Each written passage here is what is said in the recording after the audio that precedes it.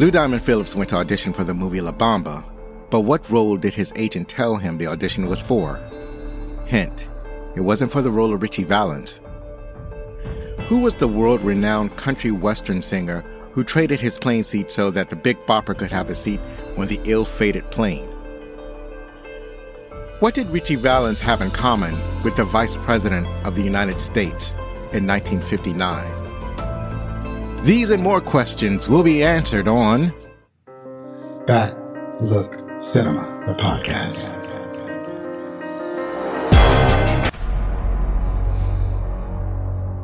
We interrupt this program to bring you this bulletin. 4 persons, 3 identified as nationally famous rock and roll singers, died early today in a plane crash 5 miles north of Clear Lake, Iowa. Buddy Holly, 22, of Lubbock, Texas. Ritchie Valens, 17, of Los Angeles, California. And J.P. Richardson, 29, of Louisiana, known professionally as the Big Bopper. The youngest of the 3 stars killed in the crash was Ritchie Valens. At 17, this youngster from Pacoima, California, won a place at the top of the charts with his hits Donna, La Bamba, and Come On, Let's Go. Valens was still in high school when he was signed to the Delphi label. And just a brief 8 months later, Ritchie Valens is gone. We now return you to your regularly scheduled program. My name is Zoe. It's spelled Z-O or Z to the O for those of you outside of the U.S. Welcome back, friends. This is the 195th episode of Back Look Cinema, the podcast, where we take a look back at the movies of yesteryear, especially the movies of the latter half of the last millennium. If you like what you're about to hear, then please tell your family, tell your friends, and tell that rock star in the making about Back Look Cinema. What's interesting about this movie is that I didn't know anything about Ritchie Valens when this movie was being promoted. I had only a little knowledge of the musicians of that era like Chuck Berry, Elvis Presley, the Jackson 5, and coincidentally, Buddy Holly and the Big Bopper. In my case, the marketing was extremely effective, and I was captivated by Lou Diamond Phillips, and the song La Bamba was like that. At the time, I was taking Spanish classes in high school, and I'd probably seen El Norte, which is probably required viewing in all Spanish classes.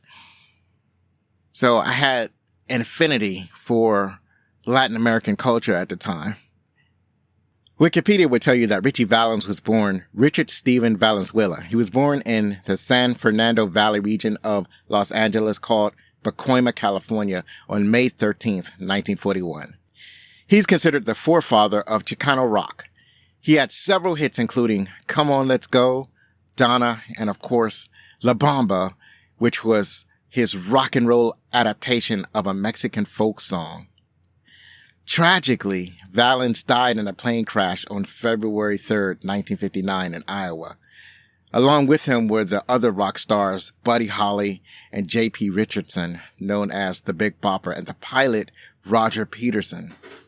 Valens was only 17 at the time of his death and just 8 months after his breakthrough. Now let's get into it with the opening credits, La Bamba, 1987. Everywhere he went, Ritchie Valens carried his electric guitar.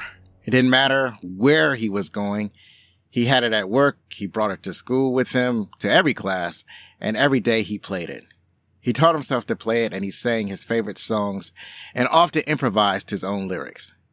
You see, Ritchie, coming from humble beginnings, had big dreams. He dreamed of becoming a rock and roll star, and he took every opportunity to get his music out there. Though he was challenged by poverty, an unreliable half-brother, and his very ethnicity, he was also boistered by his mother, his girlfriend, and his indefatigable optimism. He was determined to make it. All he needed was a break. He just needed the right person to hear his music who could set his path to superstardom. And one lucky day, someone came. La Bamba was released July 24th, 1987, produced by Columbia Pictures and New Visions. It grossed over $54 million in the U.S. and Canada on a reported budget of $6.5 million. And to adjust that for inflation, that would mean that had it been released today, it would have grossed over $154 million in the US and Canada. And the budget would have been $18 million. This movie was a super hit. It launched the careers of several of his stars, but at the same time, they weren't as big as I thought they would be. Like, I was really captivated by Lou Diamond Phillips, and I thought he was going to be a massive star. And while he did have a great career for an actor, he definitely had really nothing to complain about. I thought he was going to be big like Tom Cruise or somebody like Samuel L. Jackson. I thought I would see him everywhere, but really he made a living off both the big screen and the small screen, and he did a lot of work in television. He did some work in animation. So he's had a wonderful career, but just not as big as I thought it was going to be.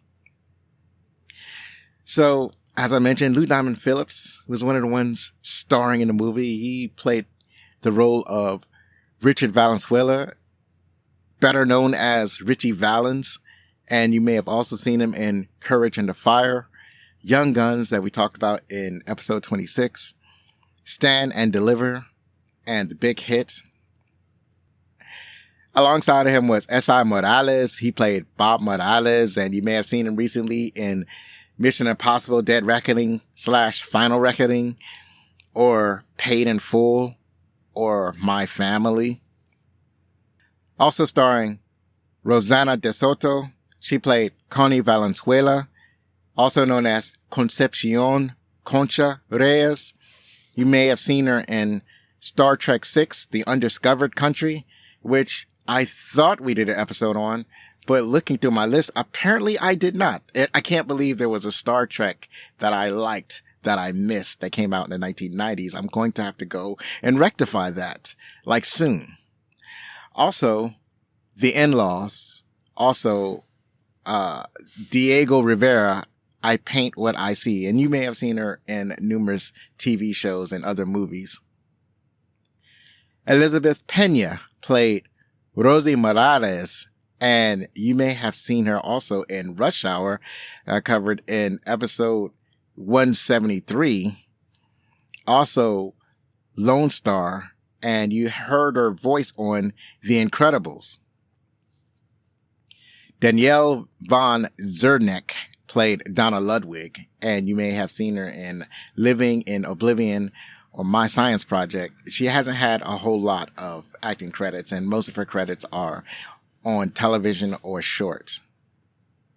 Joe Pantoliano, or Joe Pat as people like to call him, he played Bobo Keen, and you may have seen him in Memento or The Matrix or the numerous other movies that he's starred in. And also, Sam Anderson played Mr. Ludwig, and you may have seen him in Forrest Gump or Memoirs of the Invisible Man. He's the closest thing that comes as a villain in this movie. This movie was directed by Luis Valdez. He also directed Zoot Suit, and he's had various TV specials and movies. He really hasn't had a bunch of director credits. It's like really, he's only directed a couple of movies. Amazingly, he directed a monster hit movie and didn't direct other movies. Like usually when you have a movie this big, you would have a bunch of other movies under your belt. But this was really his last movie. Like the previous movie was Zoot Suit. And then after La Bamba, he really didn't direct any more like big box office movies, which is amazing. And I didn't dig deep into why that was the case, but it is a very unusual case. Like usually you would direct a couple of movies, maybe have a couple of bombs, and then put in Hollywood jail. So I don't know what the reason for that is, but it is an unusual case. He had only 9 director credits.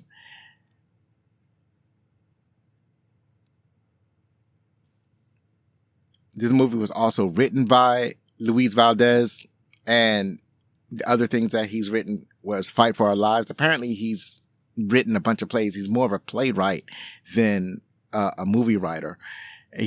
But he has written various TV movies and TV series.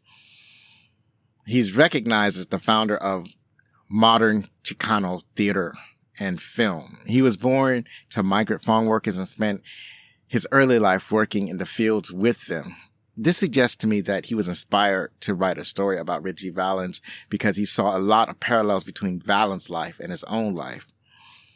And also associate producer Daniel Valdez, brother of Louis Valdez, and uncredited co-writer of the script. He spent 2.5 years searching for Ritchie's family, then discovered that they were living just 15 minutes from where he lived.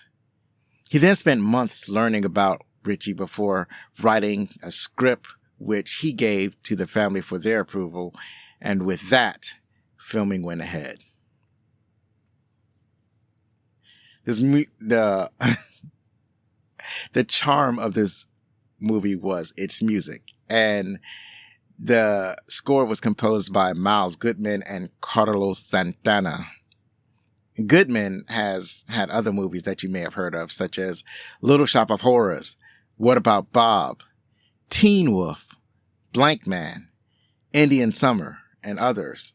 While Santana is not actually known for composing music for movies, the only other movie that he's responsible for is Carlos. It's a biography and a documentary about his life. And he's better known for contributing his music to other movies. For example, in the movie Priscilla, he was the writer of the song Going Home. In Colonia, he wrote Samba Pati. For Amy, he wrote Maria Maria. And for A Dog's Purpose, he wrote All I Ever Wanted. And there are numerous other films for which he contributed music. But like I said, he's not known for music composition. And obviously, we can't go too much further about talking about La Bamba without talking about Los Lobos. And they were actually in the movie. They were the band playing the traditional folk version of the song La Bamba at the club in Tijuana. And the reason that Los Lobos is so important is that they performed all of Ritchie Valens' music for the movie, along with some other artists that they played for the movie. The guitar player next to the bass player in the scene where they were featured is David Hidalgo, and he provided Lou Diamond Phillips' singing voice.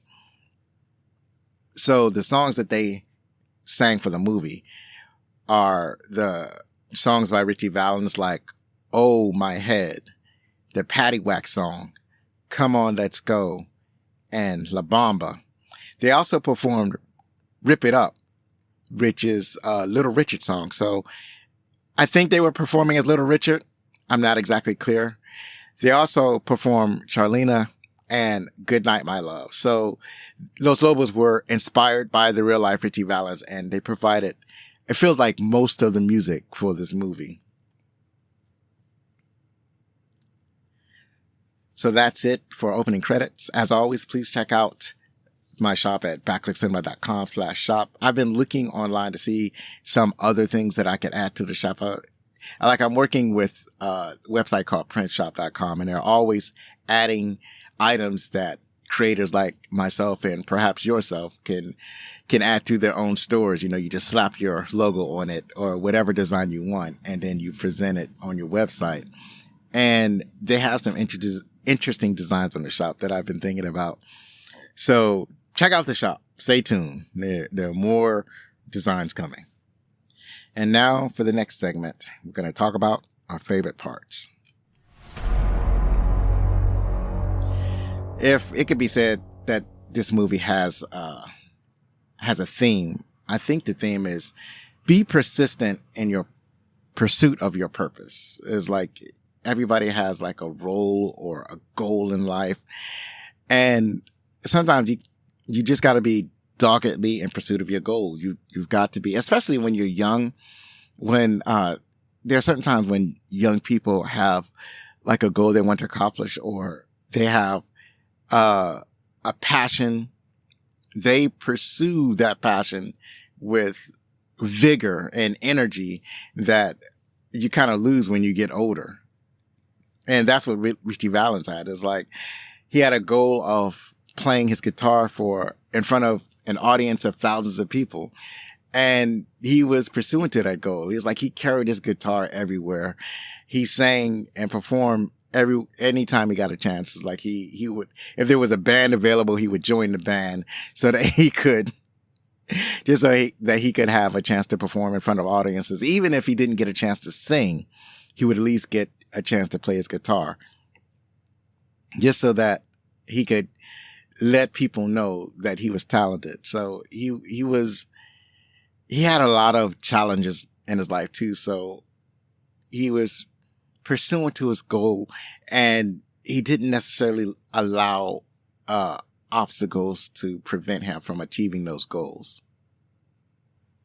This movie had a lot of great moments, and I had so many of what I like to call my favorite parts, and I want to touch on a lot of these key moments and a lot of my favorite parts of the movie. And obviously, the most obvious thing that I loved about this movie was the music. And so the music was charming. I liked the early music of the rock and roll era. I was actually, when I was putting together this show, I was listening to not only the soundtrack to this album, but a lot of the music of that era. And I feel like I don't listen to it often enough, because it's like, oh, this is why that early rock and roll was hidden at the time. This is why it was exciting, because these songs are fantastic. And so the music that's presented in the movie, it really rekindles that spirit. And I really enjoy the music that they chose for the film. And it's like, it feels like that was all good music. So it's not like they could go wrong with the music that they used for the movie, especially like Ritchie Valens' music. So it was fantastic. So it was, also I like the way that the story was constructed. I try to be careful trying to evaluate movies that are based on true events or based on a true story, because there is a lot of fictionalization that take place. So I didn't actually go through any of the work required to figure out what actually happened in Ritchie Valens' life and how that was portrayed in the movie. So I don't know necessarily what was real and what was fictionalized, but I did enjoy how it was presented. So at the start of the movie, it starts with Ritchie Valens, growing up, and he is, I'm not clear. I'm pretty sure that he's not a migrant worker. I'm pretty sure that, his family lives in the area where they're working, but they're working they live in like tents, and they're working on the farm. And I think I read in the biography that his parents were migrant workers, at least at one point, but Ritchie Valens was born in the U.S.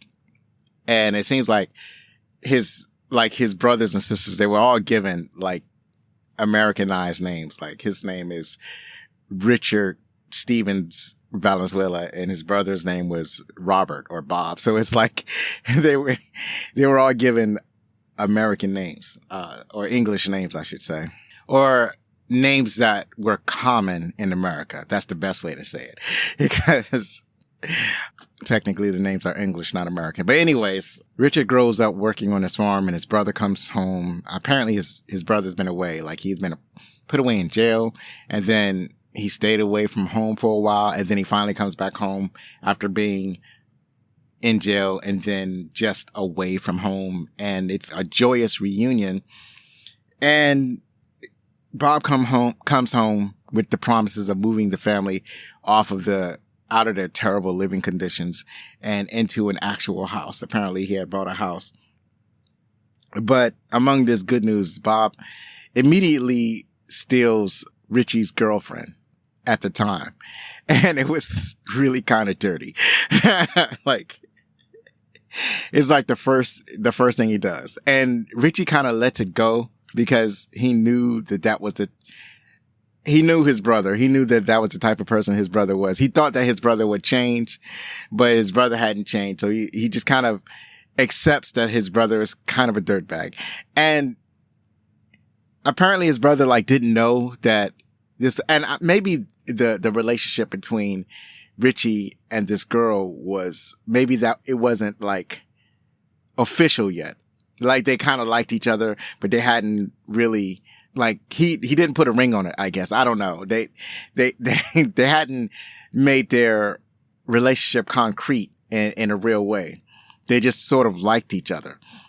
And because Ritchie and this girl, her name was Rosie, because they weren't solid yet, the brother Bob felt that he can just move in and just kind of take her. And so he didn't know that, he didn't know or he feigned that he didn't know that this girl and his brother was supposed to be together. I'm not exactly sure. They weren't clear on that situation in the movie.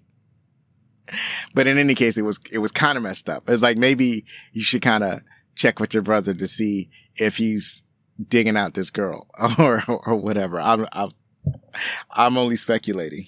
Anyways, they take Bob up on his offer. They move to a new place. In a new place, his mom gets a different job. I think she works at a restaurant. She's like a waitress. Ritchie goes to school. Everybody's doing fine. Ritchie's playing music. And one of my favorite parts is, not necessarily my favorite part. It's just something that I noticed in the movie. In the first garage practice, you have Lou Diamond Phillips. He's singing and he's obviously lip singing. Like I feel like the sound production, wasn't fantastic, at least in this particular scene for this movie where he's supposed to be singing a song. It's like immediately the person singing for Ritchie Valens doesn't sound like, the person singing for Lou Diamond Phillips doesn't sound like Lou Diamond Phillips. And it doesn't actually even look like Lou Diamond Phillips is actually singing. It looks more like a lip sync. I just kind of noticed that. And you kind of have to get used to that as you're watching the movie. It didn't affect me the very first time that I watched the movie. When I watched the movie this time, I could swear the song looked out of sync with the way that Lou Diamond Phillips' lips were moving. There's another great part where Ritchie Valens, he joins this band called the Silhouettes. The Silhouettes has a lead singer and they're just looking for guitars. And so Ritchie Valens is that guitarist. And they play at clubs, but they don't allow Ritchie Valens to sing. He really wants to sing, but they already have a lead singer. And so the lead singer is also the leader of the band. And he's determined that he's going to do all the singing, and he's terrible at it. Like, he's a really bad singer. He plays a saxophone. He's really good at playing his instrument, but he's a terrible singer and he's super egotistical. So he's not willing to let anybody else sing. And his family go and they see him playing at these garage parties and they're upset because, especially his mother, Connie, is like, she's really upset that Ritchie isn't allowed to sing.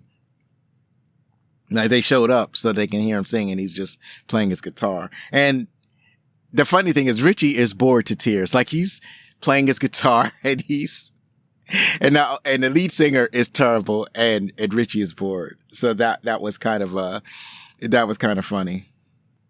And Ritchie's mother, this is another one of my favorite parts, how she's doing everything she can to get Ritchie's out there. So while the band is booking shows like these small garage parties, his mother's also going out. She's going to book solo appearances for her son. So Connie goes out. She goes to a local, I guess it's a local bar.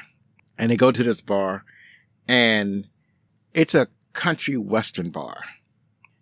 And she convinces Ritchie that he can sing his rock music at this country western bar. And so he and his brother has some musical talent. So he knows how to play the drums like well enough to keep a beat. So they go into this bar, and then on the fly, Ritchie says, okay, instead of playing that rock and roll song that we're going to play Oh Boy. And Oh Boy is a favorite country western standard.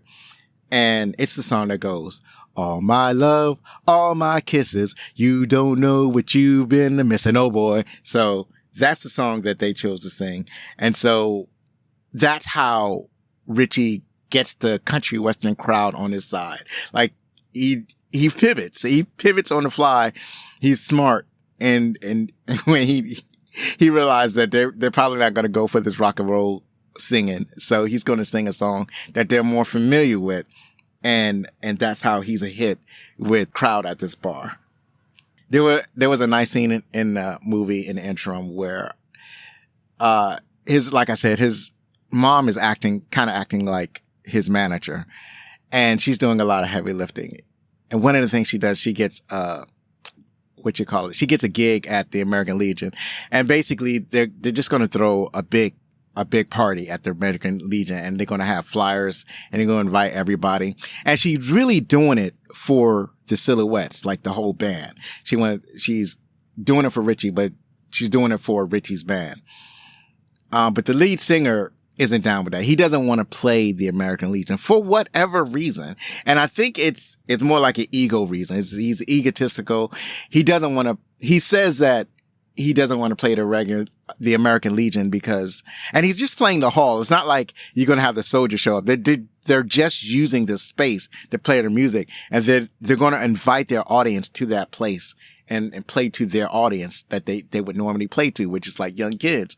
But I believe that it's like they're not explicit in the film, but it would seem to be that the lead singer, because he didn't personally book the hall, that he doesn't want to play it, because apparently he's tried to book places like the American Legion before, and he wasn't able to book those deals. But the reason Connie was able to book the American Legion Hall because her father was a soldier in, I think, World War II. So because her father served, it's like they're going to give her preferential treatment to play at the hall, or to book the hall. But because the lead singer of the Silhouettes, because he wasn't able to book the hall, he doesn't want to play. And so he gives this ultimatum to his band members, like, you either stick with me or you're going to go with this guitar player that we just hired to the band. And so the band chose to play at the hall. They chose Ritchie Valens over their lead singer, and he lost his entire band over his ego. Which was fine, because he wasn't going to let Ritchie sing anyway. And so this allowed Ritchie to be the lead singer of the band, where he wasn't before allowed to sing. It was like fortuitous. And like the saxophone was a really popular instrument, I guess, in early rock and roll music. So they just got themselves a new saxophone player. At this performance, the performance for the most part goes off. It was a blast. And then Bob shows up and he starts a fight. He shows up drunk. That's why he starts a fight. He shows up drunk. He's bumping into people, being drunk. And then, he gets into a fight. And then and Ritchie, who's the lead singer of the band, and after singing now, because his brother's in the fight, he has to go and he has to get involved in this fight. And the band continues to play. And the thing about it is that throughout the movie, Bob has his own hopes and dreams. He's trying to be, he loves animation, and he's trying to be an artist. But at the same time, he's not as focused as Ritchie, and he's constantly jealous of Ritchie. He's jealous because they're half brothers. And so he believes that their shared mother loves Ritchie more than she loves him. That may or may not be true. I don't really know that, but the thing is that Bob is always getting in trouble. Bob has been in jail. Bob doesn't treat his wife right, because he eventually married Rosie, and he doesn't really treat his wife and son right. It's like Rosie is just another woman that he slept with, that he's kind of stuck with, because they all live together now. At least the movie paints Bob as not like stand-up guy. And so he actively helps Ritchie during Ritchie's early career trying to make it. But at the same time, he's insanely jealous of Ritchie.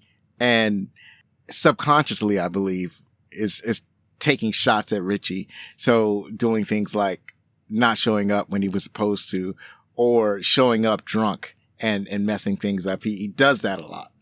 Obviously, the movie portrays his relationship with Donna. He likes, he's a young kid.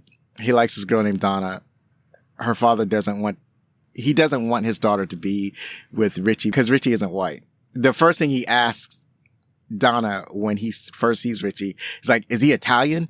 Because at the time, Italians weren't necessarily considered white, at least not in America. So he's immediately suspicious of Ritchie. And throughout the movie does everything he can to keep Ritchie away from his daughter. But, kids are going to get together. And it almost works. And that's why, at least in the movie, that's why Ritchie writes the song Donna for Donna. And he actually plays the song Donna for Donna in a phone booth when he's able to get a chance to talk to her over the phone. I believe he plays that song before it's released as a single. That song becomes a massive hit. And Donna falls in love with Ritchie all over again. There's a scene in the movie where Ritchie actually gets a record contract from this tiny record label from this dude, Bob Keane, who has a studio in his basement. It has a lot of nice equipment, but it is a tiny studio. It's too small for Ritchie to invite his whole band. So basically he launches his career on his own. And one of the scenes where he's recording, it takes 60 takes to record one song. Sometimes he'll just start singing a song and Bob is listening to it. And he also has an engineer in the background and he'll say, cut, start again. It's it's not right. It's not this. It's not that. And Bob is there too. And Bob says, it sounds the same to me, man. What are you talking about? And it indeed sounds the same, but Bob has a keen ear. And so he is listening very carefully to how Ritchie is singing the song. And it's like, if it's not right, he's just not going to record it. And so finally, and it's several recordings, Ritchie record the entire song several times. And what Bob is going to do, he's going to edit all of the best parts of all of the performances. And it kind of reminds me of what I'm doing when I'm podcasting. When a lot of what I do is that I write out a script and I read a lot of the script, and I'm not reading the script just right on the podcast, and I'll start over and over again until I get it just right. And so at that moment, I felt for Ritchie. It's having to do the same thing over and over again with the same energy. When you start the song, you have to sing it with passion, power, and energy. And then when you have to do it over and over again for each and every take for a bunch of takes, you have to have that same level of passion, that same power, that same energy for every single take. And doing it over 60 times, it must be taxing. But Ritchie has that passion. This is one of the obstacles is being able to sing a song over and over again can wear you down. But if you want to be a rock and roll star, that's one of the trials and tribulations you got to go through. And Ritchie was able to go through that particular trial. There's a running theme in the movie where Bob is trying to get Ritchie laid. He's like, you know what your problem is? You need to get laid or whatever. It would seem that Bobby is of the mind that sex, alcohol, and drugs can basically solve all your problems because he was knee deep in all of those things. And so one of the things Bob does is that he takes him to this club, and in the club, it's kind of like a club / brothel. So you can go there and you can there's a band there. It's set up like a dance hall. So you can go there and just dance, or you can introduce yourself to one of the ladies and I guess go upstairs and do whatever. So while they're at this club / brothel, there's a band playing, and one of the things they end up playing is La Bamba. And the members of the band are played by Los Lobos, who, as I said earlier, performed most of Ritchie Valens' music in the movie. So one of the songs they perform is this traditional Mexican folk song called La Bamba. In my research, it would seem that the word La Bamba has no direct English translation. It's kind of a dance song. I believe it refers to the Spanish verb bambolear. That means to sway, to shake, or to wobble. So it's referring to a dance or a type of dance, I guess. And I never actually thought about it until just recently about what that word could possibly mean. Anyway, Ritchie is enamored by the song, and he immediately wants to sing it as a rock song. And it takes some doing, but he eventually gets his way. There's a part in the film, like after the dance hall, Ritchie wakes up and he's like in the middle of nowhere, Mexico. And he has a tattoo that he doesn't remember getting.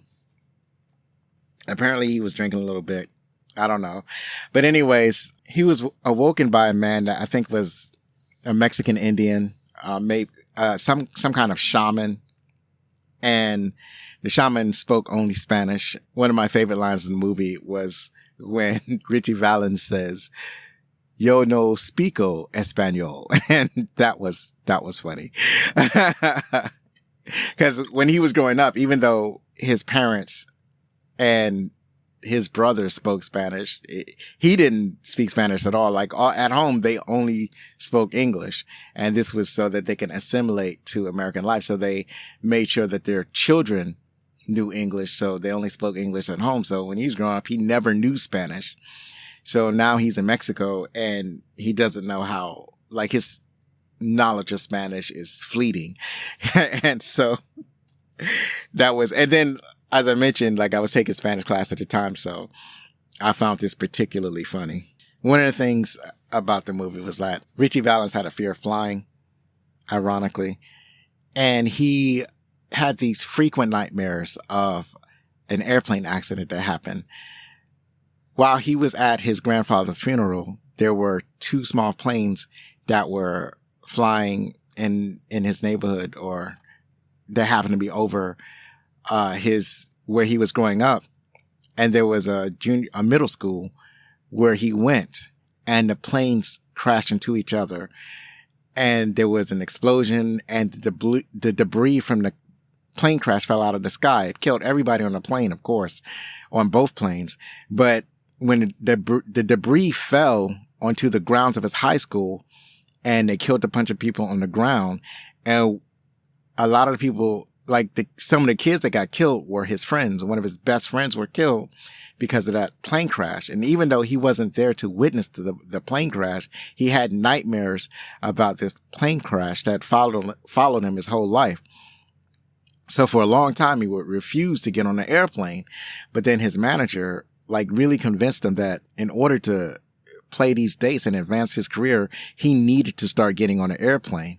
So he eventually got over his fear of flying so that he can make these dates and he can play these crowds, because besides releasing your music on the radio, you really needed to get in front of people in order to make money, in order to get your name out there, and in order to hone your craft. You can't just be a good singer. You needed to know how to be a performer. And so that was one of the things that Ritchie was learning on the road.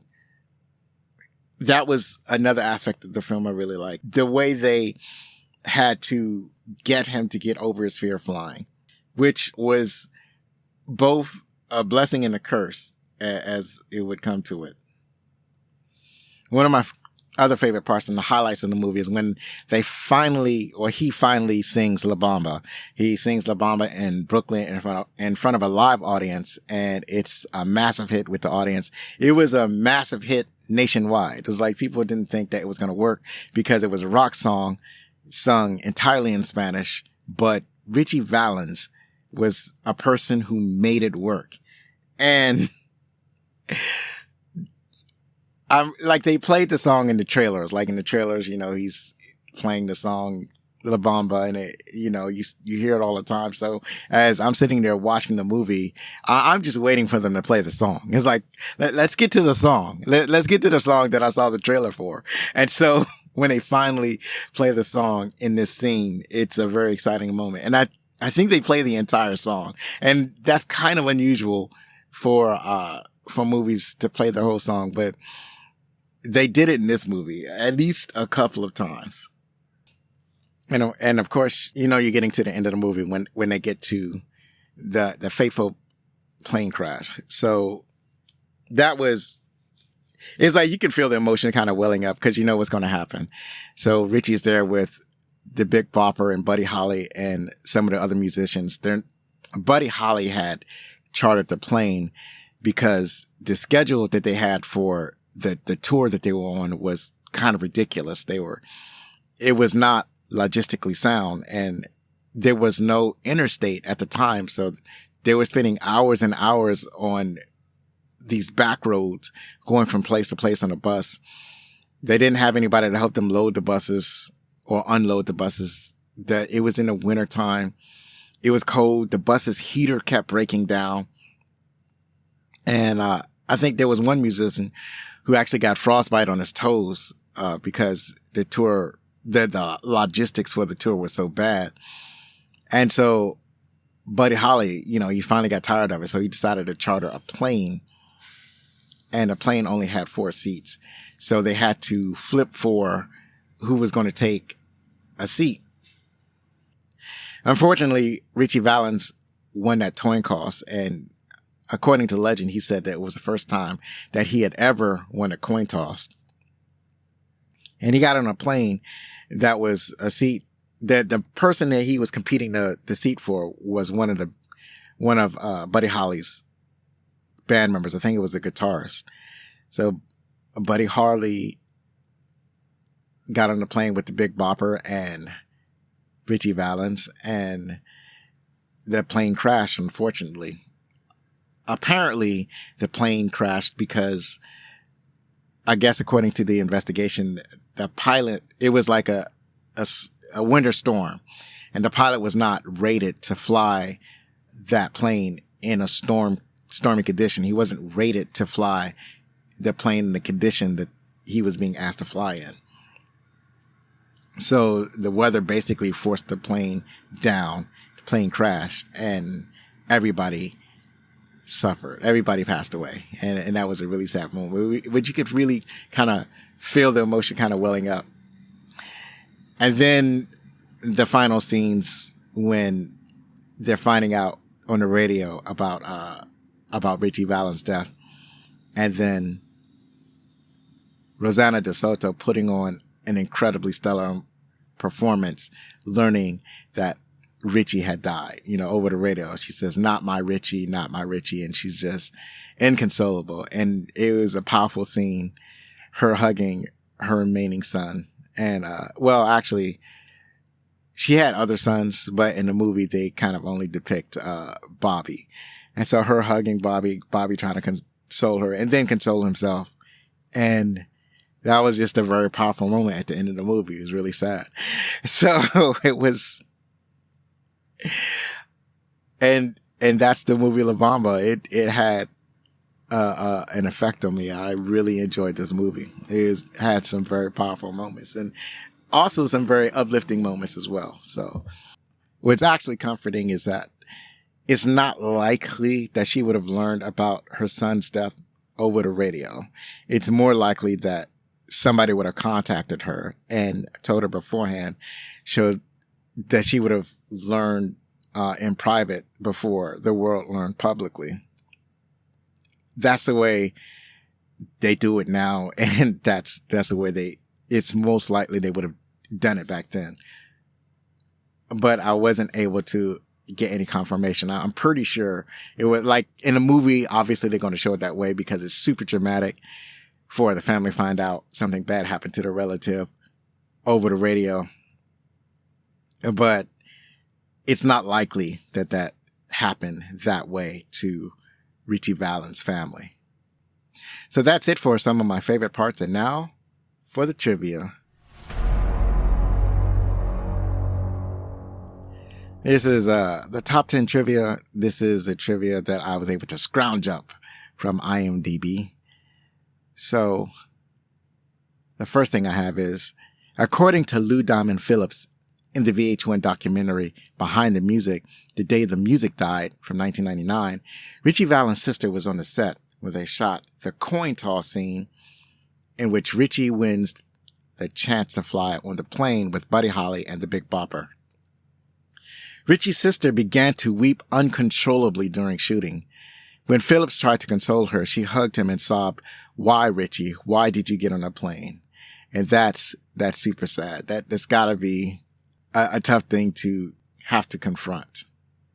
Cause it's like, on the one hand, as an actor, you're playing a character, but on the other hand, you're playing a real life person who actually lived, and you're not playing like a person who lived like before anybody's lifetime. Like, you're not playing a character that was hundreds of years old. You're playing a character that had only recently died and their family are still alive. So their families are there to witness, everything that's going on. So that puts on a new perspective for an actor playing a real life person. The plane crash at Ritchie Valens' school happened on January 31st, 1957. A DC-10 and an F-89 jet collided and broke up in midair. The DC-7 landed on the playground of Pacoima Junior High School, now Pacoima Middle School, while students were outside at recess.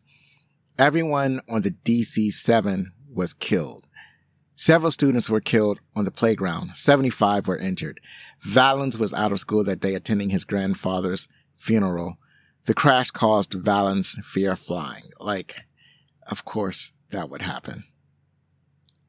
The club where Ritchie Valens is nervous about performing before an Anglo crowd is the Cowboy Palace in Chatsworth, California. The bar is still in business. The Big Bopper and Waylon Jennings, who was Buddy Holly's bass player at the time, traded seats. The Big Bopper got on the plane. Waylon took the bus. Before the plane took off, Buddy said to Waylon, "I hope you freeze your ass off on that bus." Waylon jokingly responds, "Well, I hope your plane crashes." That remark haunted Waylon for years. The house that Ritchie Valens buys his mother in the movie is across the street from the house that Ritchie Valens bought his mother in real life. So that's super accurate. According to Tommy Alsop, the one who lost the fateful coin toss, the toss occurred in the surf ballroom, not on the airfield as depicted in the movie. Before Lou Diamond Phillips auditioned for the role, his agent mistakenly told him that the movie was about Frankie Valli. Phillips didn't think he was right for the role because, side note, Frankie Valli is super white, but he went to audition anyway. Lou Diamond Phillips was age 24 when he played teenage Ritchie Valens during the film in 1986. Rosanna DeSoto is 12 years older than Lou Diamond Phillips and Esai Morales, who played her sons in the movie. And that's what usually happens. Usually when you get an actor to play a teenager, they tend to pick someone who's in their 20s, but look like they could play 16 or 17 or 18. And when I watched the film, I think like when I watched the film when I was like originally, like in the 1980s when I saw it, I'm not sure if I saw it in the movie theater or if I saw it at home. But when I watched the movie, he really did feel like he was a high schooler, maybe not as young as 17, maybe 19, but he really did feel like a young kid. And then when you look at a real life picture of Ritchie Valens, even though he's 17, he looks like he could be 25. Like Ritchie Valens in real life looks like an older looking person. From all of the pictures that I've seen of him. Like he looks like he could be 20. So Lou Diamond Phillips was definitely the right fit.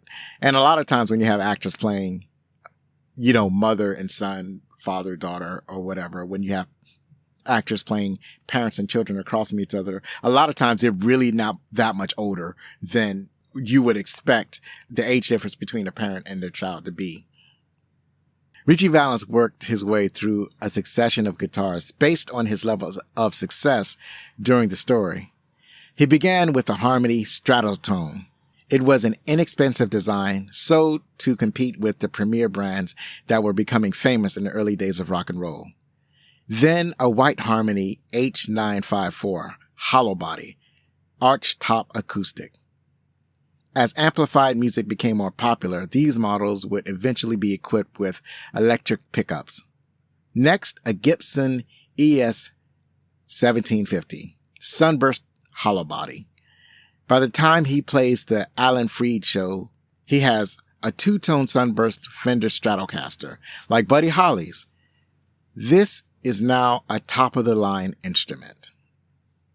And the last bit of trivia. When Ritchie Valens is interviewed by the radio station, the DJ asks listeners a trivia question. What does the mystery guest have in common with the Vice President of the United States?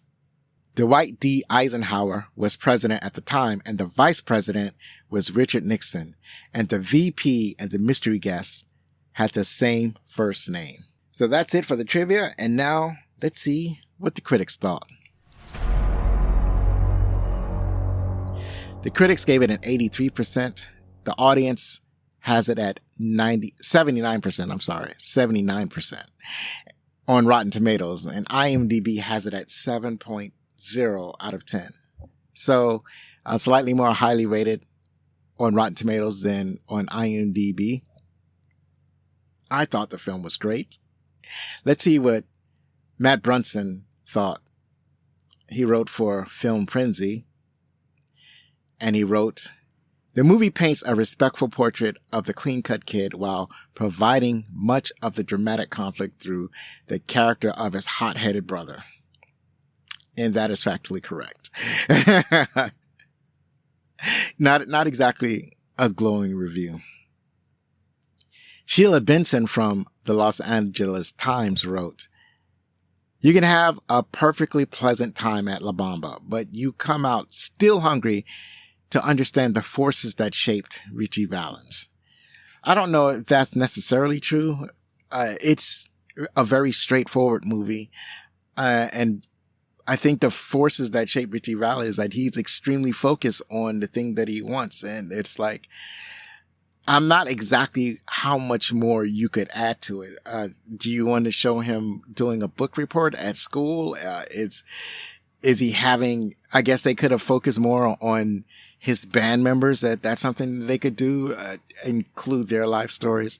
I mean, obviously when you're crafting a biographical film, there's a lot that's going to be left out. But I don't think that, as far as this film is concerned and the way they crafted the story, that any more needed to be added.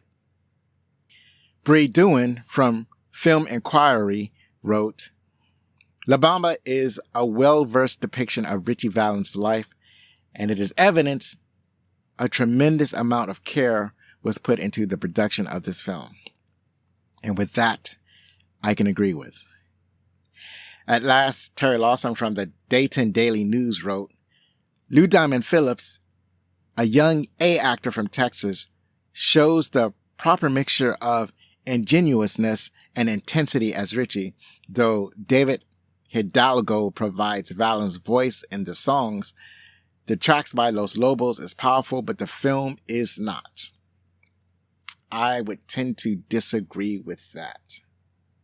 I thought the film was fantastic. La Bamba is, as of this recording, available on Paramount Plus and Tubi. I want to head in a slightly different direction.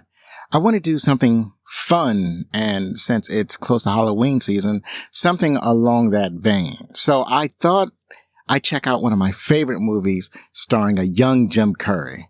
This movie is Once Bitten. You can follow us on Blue Sky, Threads, TikTok, Instagram, and sometimes Twitter. Please Contact us with any questions, comments, or suggestions at family@backlookcinema.com. Please rate and review on your favorite podcast app. And if you're listening on YouTube, please like or subscribe. Leave a comment below. I'd love to hear from you.